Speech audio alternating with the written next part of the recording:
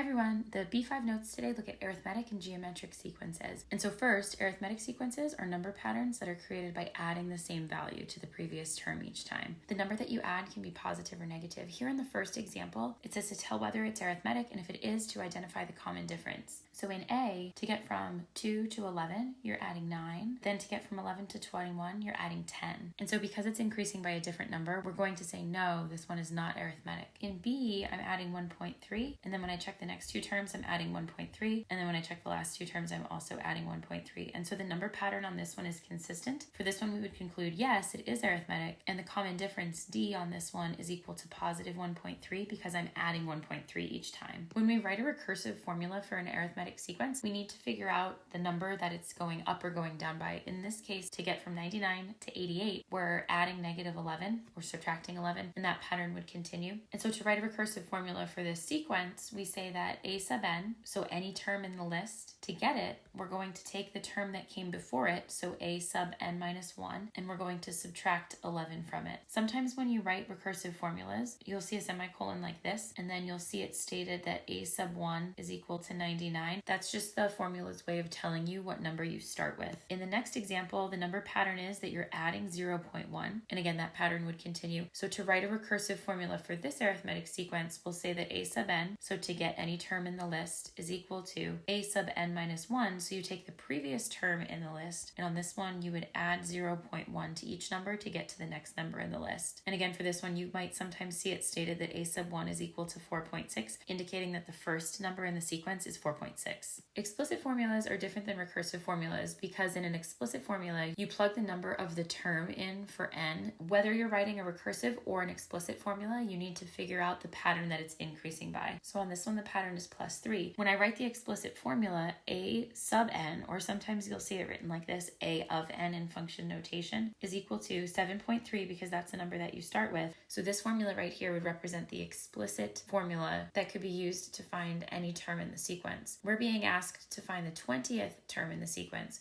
So when we do the work for this question, we're going to be plugging in the number 20. A of 20 is equal to 7.3 plus 3 times 20 minus 1. And then we'll simplify from there. So 20 minus 1 gives you 19. 3 times 19 gives you 57. And so for this first question, I get A of 20 is equal to 64.3. So if I continued this number pattern that starts at 7.3 to get to the 20th number in the list, the 20th number in the list would be 64.3 if the pattern continued. Explicit formulas are helpful because you don't need to add the number 20 times to get to the answer. And then on B, the formula is given to you in recursive form. So to get to each number in the list, you take the number that comes before it and you subtract 2. The first thing we're being asked to do is we're being asked to write the explicit formula. So again, sometimes you see it written a sub n, and sometimes you'll see it written a of n. So a of n is equal to, you start at the number negative 6, and then to get to each next number in the list, you're subtracting 2. And again, we're being asked to find the 20th number in this list. So a of 20 is equal to, and I'll plug in a 20. And then from there, I'll simplify. 20 minus 1 gives you 19. 2 times 19 gives you 38. And then negative 6 take away 38 gives you negative 44. And so for this one, we'll get that the 20th number in that sequence would be negative 44. Geometric sequences are different than arithmetic sequences because in a geometric sequence, it's a number pattern that gets created by multiplying the previous term by the same value each time. So here we're not going to be adding by a number, we're going to be multiplying by a number. In this first example, we're trying to tell whether the sequence is geometric. In A, to get from an 81 to a 27, and from a 27 to a 9, and from a 9 to a 3, you might notice that you're dividing by 3, but be careful because when you state the pattern, you always give the number that you're multiplying by. So here I'm timesing by 1/3. Dividing by 3 is the same thing as timesing by 1/3. I times by 1/3, I times by 1/3, I times by 1/3, so that number pattern is consistent. So here we will conclude, yes, this is a geometric sequence. In a geometric sequence, it's not D for the common difference, it's R for the common ratio. And so here the common ratio is R equals 1/3. To get to each next number in the list, you're multiplying times 1/3. On B, to turn a 5 into a 10, you multiply it by 2, but then to turn a 10 into a 15, you multiply it by 1.5. You can stop here and conclude, no, this sequence is not geometric because it doesn't have a consistent multiply pattern each time. In the next example, we're writing a recursive formula for each geometric sequence. And so we can say here a sub n. So to get each number in the list, I'm going to take the number that came before it, a sub n minus 1, and I'm going to multiply it. And here we have to figure out the multiply pattern. So to get from a 2 to a negative 8 and from a negative 8 to a positive 32, the pattern on this one is you're multiplying, and you're multiplying times negative 4, and that pattern is consistent. So the recursive formula would be a sub n is equal to a sub n minus 1 times -4. To get from each number in the list to the next number in the list, you're multiplying by -4. Remember, sometimes with recursive formulas, you'll see a semicolon and you'll see a sub 1 is equal to, and on this one it would be 2, because again, the first number in the list was a 2. On the next example, you're trying to figure out what number you're multiplying by each time. So to turn a 1 over 36 into a 1 over 12 to a 1 over 4 to a 3 over 4, pattern on these is that you're timesing each side, you're timesing each time by 3, and that times 3 pattern would continue. So to write this as a recursive formula, a sub n is equal to get to any number in the list, I take the number in the list that comes before it and I multiply times 3. Sometimes you'll see it written with parentheses there and sometimes without. A sub 1 is equal to 1 over 36 because that's the first number in the sequence. In this next example, we're asked to write an explicit formula for the sequence, and then we'll find the 8th term in the sequence. So to turn a 686 into a 98, I'm not sure off the top of my head what you would multiply by to get that,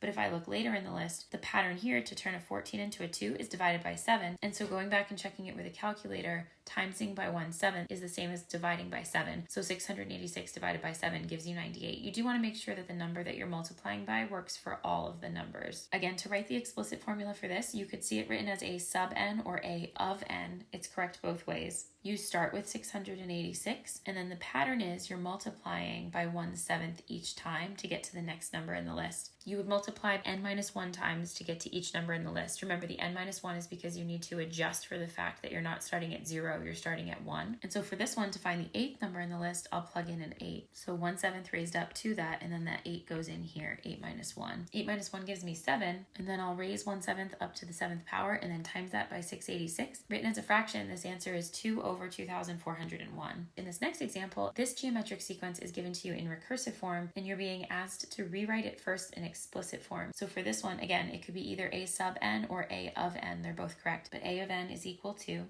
On this one, you start with a 7, and then to get to each next number in the list, you're multiplying by 3. Again, n minus 1 to adjust for the fact that you're starting with the first term, not the 0th term. And then to find the 8th term in the sequence, you're going to plug in an 8. So the 8 gets plugged in for the n, and then I'll simplify. So 8 minus 1 gives me 7, and then I'll do 3 to the 7th and times that by 7. And so for this one, we'll get 15,309. That would be the 8th number in the list if this pattern continued. In the next example, we're asked to first determine if the sequence is arithmetic or geometric and circle the correct choice. Once we're done with that, then we're going to match it to the explicit formula from the list below. The pattern here in this first one is that you're multiplying times 12. That means that it's a geometric sequence because it's a multiply pattern. Looking at the next one, to turn a 12 into a 17 and a 17 into a 22, the pattern here is you're adding 5 each time. So that makes this second one be arithmetic. On the next one, the pattern is that you're adding 12 each time, and that pattern continues through the rest of the numbers. So that third one's also arithmetic. And then on the final one, you're starting with a 12, and then you're getting a 60, and then a 60 is turning into a 300. So on this one, the pattern is that you're multiplying times 5. So this would be geometric. Matching each of the sequences to the correct explicit formula from the list below, you might look at the list of choices down here and notice that B and C, where you're starting with a number and then you're multiplying it by a number a certain number of times, that's what the number that's inside the parentheses becomes. That's your R, that's your common ratio. So B and C have to match with the geometric sequences. Remember, in a geometric sequence, the number that comes out front, here the 12 and here the 5, that's your starting value. That's the number that you start with. And so I know that B has to go here.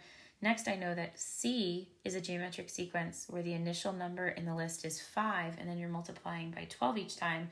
And so I know that C has to go up here with this first number. A and D, the two that are left over, those are your arithmetic sequences. And so when you do those ones, you want to remember that the number that's not connected to the n-1, the number that's not connected to the parentheses, that's your starting value. It's often written out front, but sometimes it might not be written out front. Here in the way that these are written, though, these ones are written out front. And so A is an arithmetic sequence that starts at 12 and adds 5 each time. And so I know A would have to go here. And then lastly, D is an arithmetic sequence that starts at 5 and adds 12 each time. And so I know that D has to go here. All right, this next example has 2 parts. The first part says you buy a new car for $30,000, so it starts at $30,000. The value of the car depreciates. Make a note reminding yourself that depreciates means it goes down by 5% every year. The first question says, how much will the car be worth after 1 year, after 5 years, and after 10 years? So in all of these examples, the car is starting at $30,000. It's going down by 5% every year, so it retains 95% of its value every year. And then in the first part, we want to figure out how much it's worth after 1 year. In the second part, we want to figure out how much it would be worth after 5 years. years, and then lastly, how much it would be worth after 10 years. And so I can use a calculator to evaluate these. And so remember, with money, we round our answers to 2 decimal places. So this would be the value of the car after 1 year, after 5 years, and after 10 years. Notice that the numbers are going down. That's good because we said the value of the car depreciated. So you would have concerns about your math being accurate if the numbers were going up. Question B asks us to determine approximately how long would it take for the car to lose half its value. It's starting at $30,000. And so here we're trying to figure out how long would it take for the car to depreciate or to go from $30,000 to $15,000. So how long would it take for the car to lose half its value?